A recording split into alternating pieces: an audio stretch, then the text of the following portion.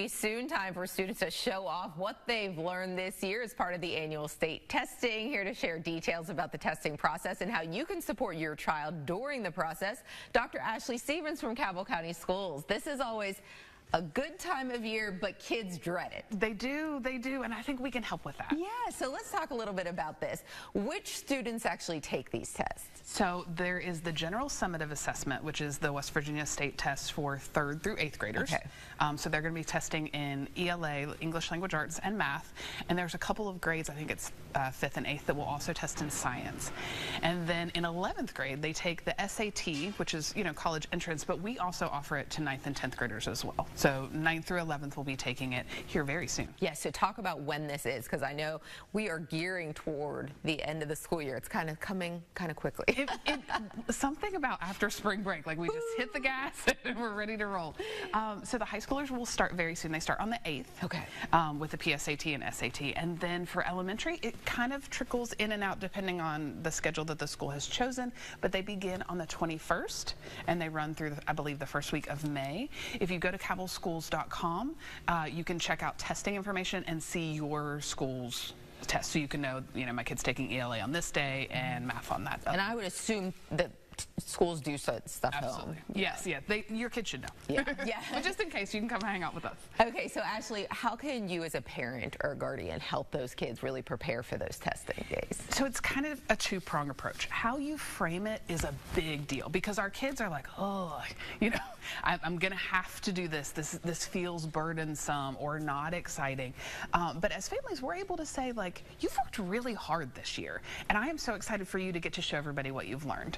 And just that simple shift from, this is a gotcha and it's going to be, this arduous thing to you should get credit for the work that you've done. You should, be excited that you're getting to experience this and show everybody how much you've grown can really help.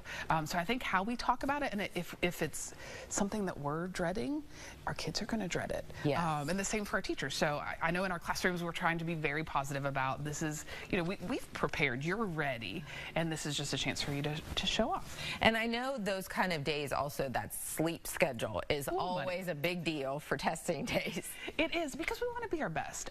So the things you can do to help your kid for sure, make sure they get enough sleep. Prioritize it, even if it's just a really lame week, and we're not going to do all the fun stuff we usually do late. That's okay. It is temporary. Also make sure that they have a good breakfast and that they're up early and not in a traumatic morning if you can. I know in our house some mornings are easier than others, and some I think we all slide in how we show up. And so making sure that we're not having to drag them out of bed and having some disaster before they get there. We will have breakfast ready for them as well, but if there's something that they especially like, it might be a good time for that. Get them there on time. You know how you feel if you come rolling in late at work and everything is just more complicated. So get them there early so that they don't have those, experiences, and encourage them to do their best.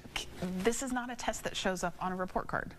So helping kids understand, like, we're going to use this information to craft classes, to craft extra help, to offer, anything that you're going to need. This is a data point for your school to know where you are. So you don't want to just rush through and fill things out. You may end up with support and extra help that you don't want later. That's true. So do your best, and that will help them get ready. Okay, what about practice materials? Is there something they can kind of look at? Yes, and sometimes just knowing what to anticipate takes away some of the apprehension you might have about a test. Just clicking through, not really about the content, that happens at school, but just the process is really helpful. So for our high schoolers, they can go to the SAT website, and there are practice tests. There's also tips.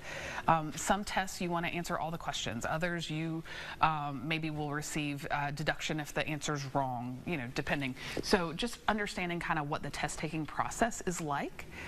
And then for our 3rd through 8th graders, for our middle and high schoolers, they have a separate website where you can go to. It's Cambian AST through the West Virginia portal, and right there you can take a practice test. So that helps you with the process, not the content. But it's usually not the content that makes people anxious, it's the process. So just, taking a few practice tests, spending a little bit of time familiarizing yourself will really help lower that anxiety, I think. Okay, well, it is testing season. Dr. Ashley Stevens, thanks so much for being here. Yes, thank you for having me.